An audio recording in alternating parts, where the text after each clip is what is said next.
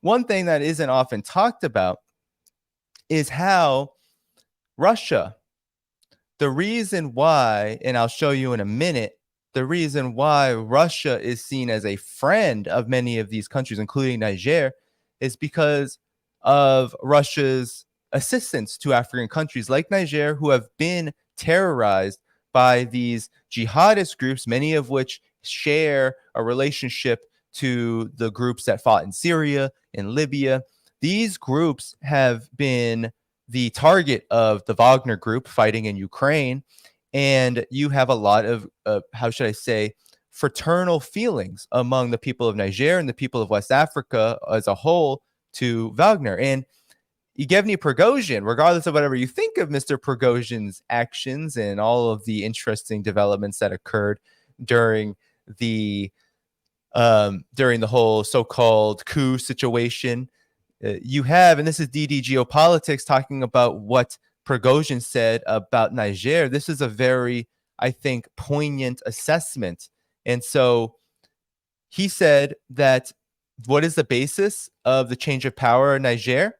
The population has been driven to poverty for a long time. You can just look at an example of a French company extracting uranium and sold it on the market for $218 and only paying Niger $11 of that sale.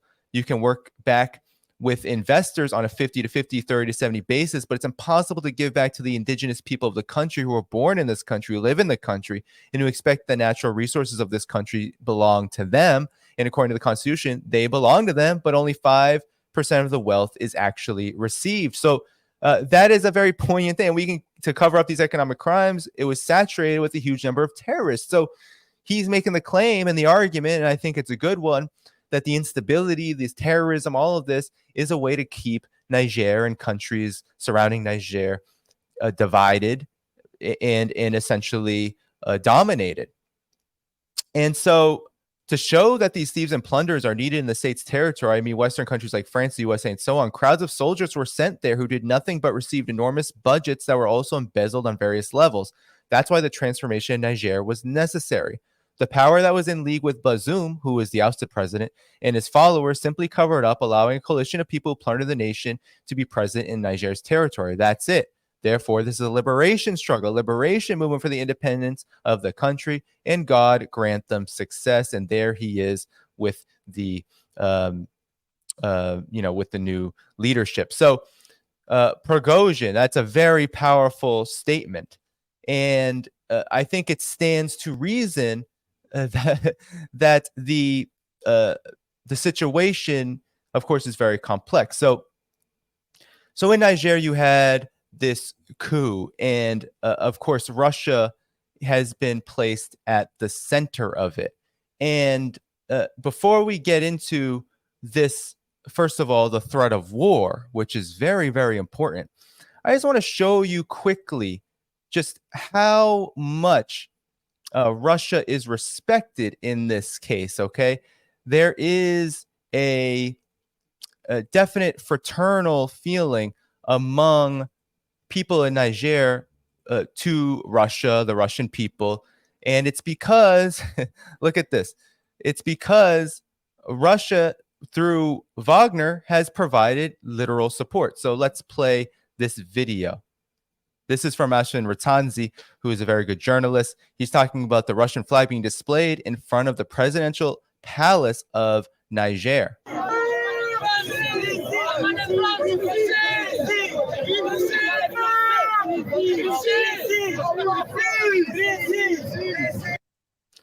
So there you have it. I mean, there's the flag that is the Russian flag being placed in front of the presidential palace in Niger.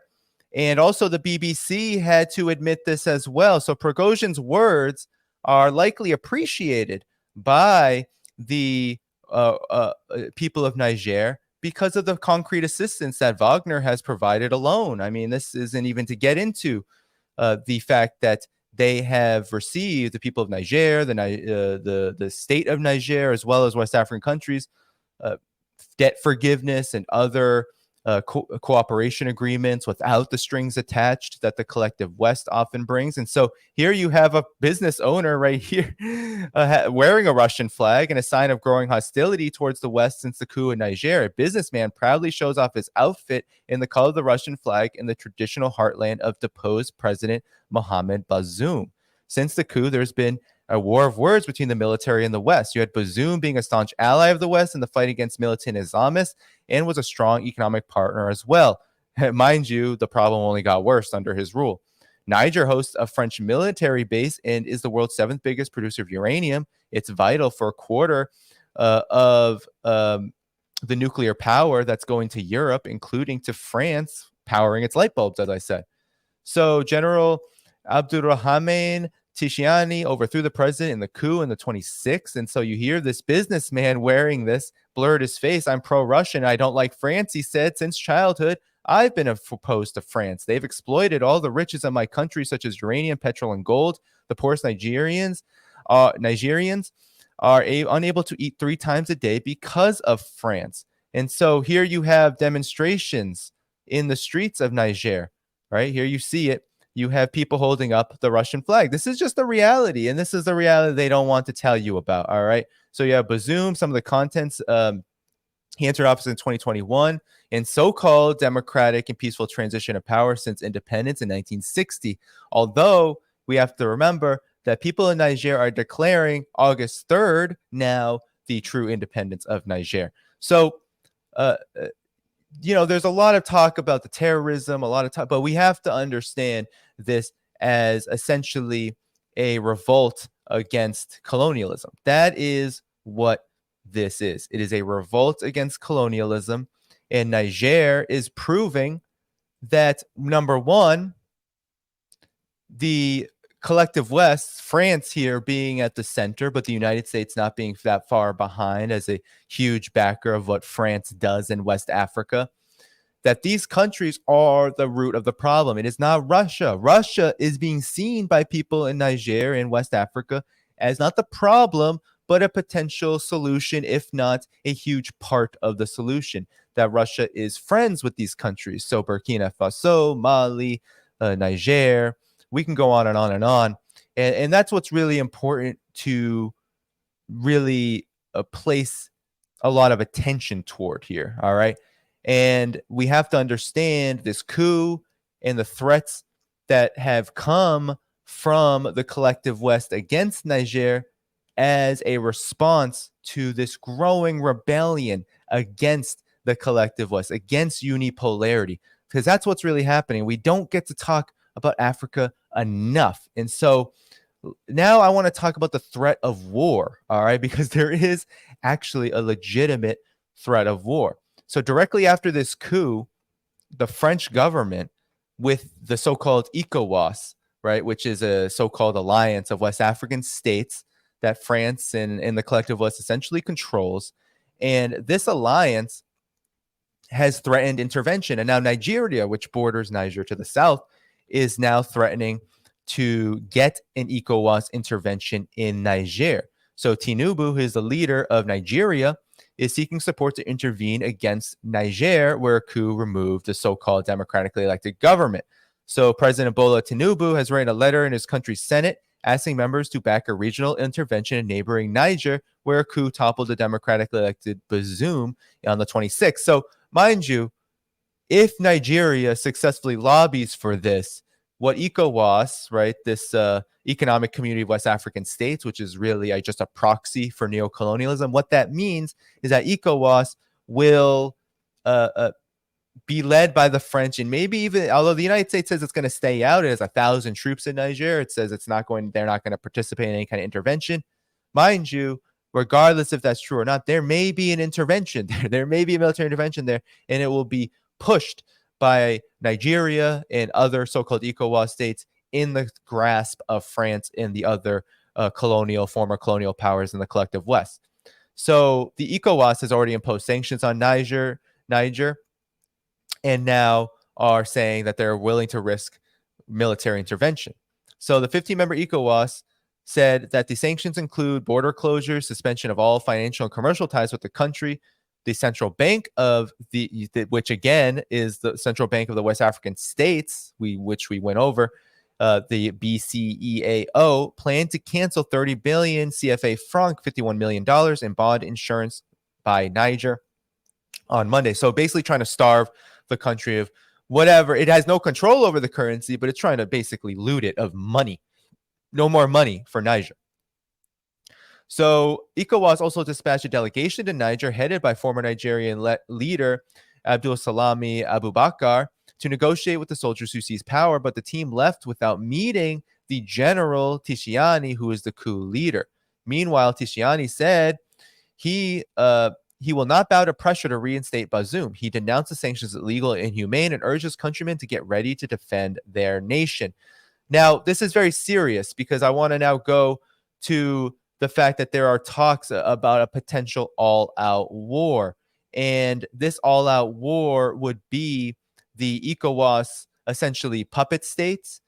The ECOWAS puppet states would be going to war on behalf of France and, of course, the rest of the collective West against Niger and friends. So Niger is not alone, okay? We have to understand that Niger has friends. It is not by itself. It has friends on the continent that border it, which are willing to come to the defense of Niger. And here you have Guinea, the government of Guinea, which also came to power in a coup last year. Here's what they had to say about what they will do if there is an intervention by ECOWAS and the collective West. Le peuple de Guinée, à sa tête le Comité national du Rassemblement pour le développement, CNRD, suit avec beaucoup d'intérêt l'évolution de la situation sociopolitique en République sœur du Niger, qui a conduit à la prise de responsabilité par le Conseil national pour la sauvegarde de la patrie, CNSP. Les autorités guinéennes rendent un hommage aux braves populations du Niger pour leur sens élevé de patriotisme et saluent l'esprit républicain et la maturité des forces de défense et de sécurité qui ont privilégié l'intérêt supérieur de leur nation en choisissant de se réunir pour trouver ensemble des solutions aux problèmes nigériens. Le CNRD reste convaincu que les nouvelles autorités mettront tout en œuvre pour garantir la stabilité et la concorde au Niger et dans la sous-région. Les mesures de sanctions préconisées par la CEDEAO, incluant une intervention militaire, est une option qui ne saurait être une solution aux problèmes actuels, mais entraînerait un désastre humain dont les conséquences pourraient aller au-delà des frontières du Niger. De ce fait, le CNRD s'abstient d'appliquer ces sanctions illégitimes et inhumaines contre le peuple frère et les autorités nigériennes et exhorte la CEDEAO à revenir à de meilleurs sentiments. La République de Guinée réaffirme par ce communiqué sa vision panafricaniste en apportant sa solidarité à la population nigérienne et en invitant les nouvelles autorités du CNSP à préserver l'unité et la cohésion nationale. Le CNRD souligne qu'une intervention militaire contre le Niger entraînerait de facto la dislocation de la CEDEAO. De même, les peuples frères du Mali, du Burkina Faso, du Niger et de la Guinée aspirent à plus de reconnaissance et de respect de leur souveraineté. Par ailleurs, le CNRD tient à préciser que les sanctions prises et les menaces proférées lors du sommet du 30 juillet 2023 n'engagent nullement la République de Guinée. Au moment où les jeunes populations de l'espace CEDEAO vivent un drame humain en Tunisie et dans la Méditerranée, la préoccupation des dirigeants de la sous-région devrait être plutôt orientée vers les enjeux stratégiques, socio-économiques pour l'atteinte de leurs aspirations que de se pencher sur le sort des présidents déchus. So, I mean, there you have it. There she was, the one of the top generals in Guinea, talking about how all of these countries are uniting, and don't just take her word for it, okay? There is also reports from the, I believe this is the AP, the Associated Press. This comes out of Pan-African Newswire, it's not. Yes, there it is. Pan-African Newswire. Let me actually make that a little bigger for you. It's right in the middle of the screen. Okay, well, actually, let me go back to what I was doing before. So some of Nigeria's neighbors defend the coup there, even hinting at war, and it's a warning for Africa. This is how the collective West is viewing this. So not everyone is hostile to the coups in Niger and other African nations in the past few years that have worried the West. In a family photo for last week's Russia-Africa summit, Russian President Vladimir Putin stood next to Ibrahim Traore, the young military officer who seized power in Burkina Faso in September. It was an uncomfortable moment for many African leaders. What they're saying is an uncomfortable moment for the leaders that are vassals and essentially neo-colonial pawns of the West. The normalization, dignifying of military takeovers must trouble our great continent, said Kenya's principal secretary of foreign affairs, who wrote about the photo last week. So now you have Mali, which is also Russia-friendly. You had a junta there, Burkina Faso. But they're all trying to defy the body called ECOWAS. This is what AP is saying, Associated Press. They know it. And they said on Sunday, ECOWAS, that it could use force if Niger's coup does not reinstate Mohamed Bazoum within a week.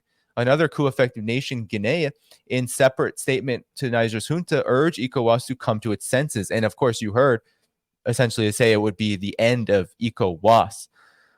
So a possible regional level scenario might see the military juntas in Guinea, Mali, and Burkina Faso team up to challenge the traditional response to coups, the report said. It warned that they could defy sanctions and stand for elections with help from new international alliances. So that's what the UN is saying. Many just want to feel secure as Islamic extremists expand their presence in the Sahel. And many people, a Malian citizen who live in Guinea, said that I think that military power in Niger will better coordinate its military actions with the countries involved, Mali and Burkina Faso, to fight this terrorism, and believes Niger's democratically elected president, Bazoum, had been turning a blind eye. So that's a lot of the reason why this has so much popular support. And so Niger has allies, okay? So what this article is essentially stating is that Mali, Guinea, Niger, Burkina Faso, that these countries are standing together, and a lot of them are doing very similar things. So that's what the Associated Press is reporting. And so this threat of war is very real, and it's one that kind of has a ticking time bomb to it, unfortunately. But all of these countries now under these new regimes, these regimes that are going against the grain of Western domination, they're doing very similar things, okay? They're not just, taking over the old and ruling in the old way. They are ruling differently. And that is what scares the collective West the most. They do not want to see Niger's uranium deposits become nationalized, and they do not want to see security coordination among these countries independently of ECOWAS or any other military structure dominated by the collective West. So that's basically what you have, and you do have a real threat of war. And there have been murmurs that a French invasion, if France were to invade, that it could turn out into an all-out war. This should be taken very seriously, because if you remember, the French also invaded Libya, and this got a whole host of countries involved. And I don't think the United States is in a position to really participate in this. I don't think that the United States, given the election, given all the quagmire in Ukraine and all of this, I don't think the United States is going to openly and publicly support any of this. However, the United States is behind all of this. Niger's instability is in part because of the corruption that has been laid upon a country like Niger with all of its military entanglements with the U.S., from the drone bases to U.S. Africa Command, etc. So on July 26th, ever since then, this is from Drago Bresnik, who's an independent geopolitical analyst for InfoBricks. Drago says that it's gone to a point where now France is seriously considering invading Niger. And it says if it lets Niger continue its path of actual independence, France will be unable to exploit the country's resources. Recent geopolitical changes have also left France largely impuissant. After the defeat of its nearly decade-long intervention in Chad last year, Paris has been left with bases in Ivory Coast, Senegal, and Gabon. Neither of these can be used effectively as a staging an invasion. So there's a lot of troubles here for France. But even if France were somehow to find enough soldiers to launch an invasion, none of the three countries border France. So this is what's happening. You have unity among Burkina Faso, Mali, these countries, but all of these countries that border Niger are not really going to participate in this. So Gabon is the least logical option. Cameroon and Nigeria stand between it and Niger, leaving only bases in Senegal and Ivory Coast as viable possibilities. And yet this is where the basic geography for Paris stops and actual geopolitical issues begin. Namely, in order to effectively use its forces from both countries to reach Niger, France will have to go through Mali and Burkina Faso, both of which have stated that any military action against Niamey, the capital of Niger, will be tantamount to aggression against them. So if France wants to attack Niger, it will have to attack two more African countries. So this is the dilemma, but it doesn't mean that it's not going to happen. All right, it doesn't mean that there's not going to be an incredible amount of violence and instability against this government. We cannot leave that out of the equation. Reminder that you have, first of all, Algeria now joining the chorus of Niger's allies. So that hurts France even more. And Chad being the only viable option for an invasion. But this country has already caused a lot of geopolitical issues for France. So you have problems here, but that doesn't mean nothing's going to happen. But it does show something that's really important, is that here's the best point, I think. France's allies. France cannot do anything alone. None of these collective West, the collective West can't do anything alone anymore. We have seen that over and over and over again in all of the interventions that have occurred, whether they're US-led or otherwise. You've seen that the United States has had to use proxies and has had also to mobilize its so-called allies over and over and over again. But here they've been largely quiet and non-militant, including the U.S., which has 1,000 troops there, and they refuse to consider deploying them in any kind of intervention.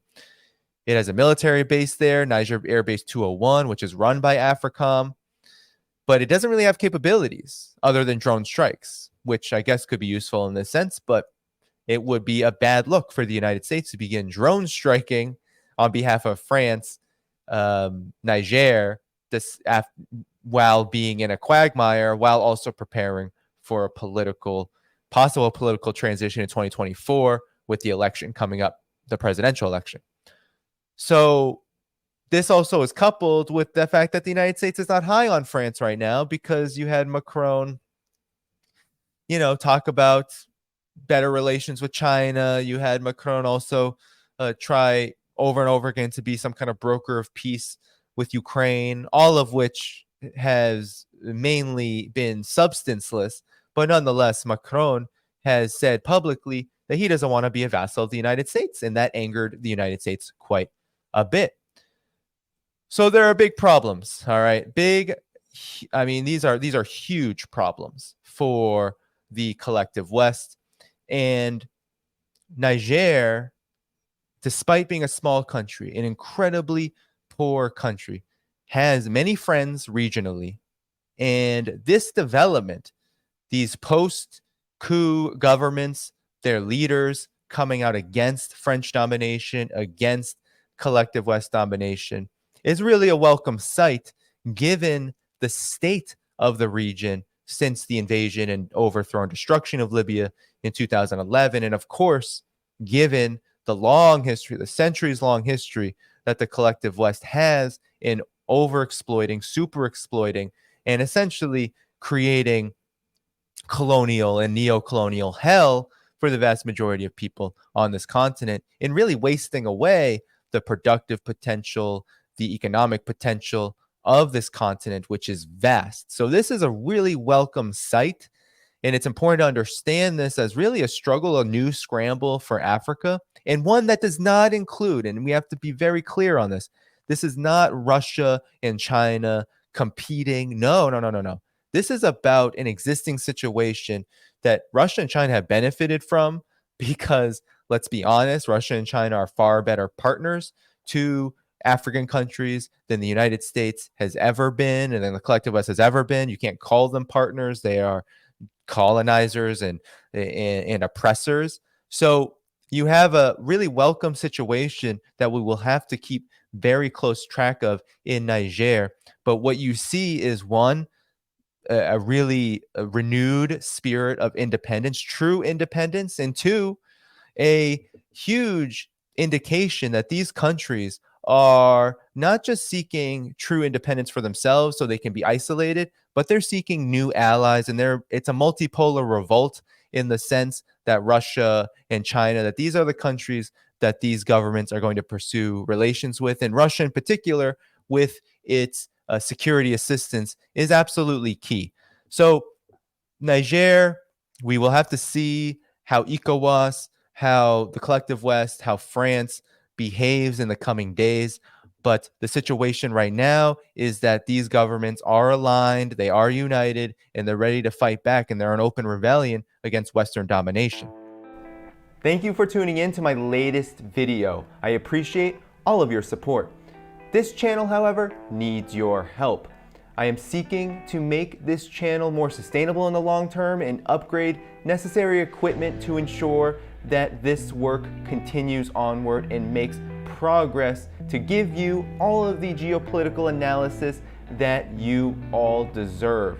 For that reason, I'm asking you to become a member of my Patreon community at patreon.com/DannyDhaiphong. You can find that link in the video description or in the pinned comment below. For whatever amount you choose to give, just know you are supporting independent media that you can't find anywhere else.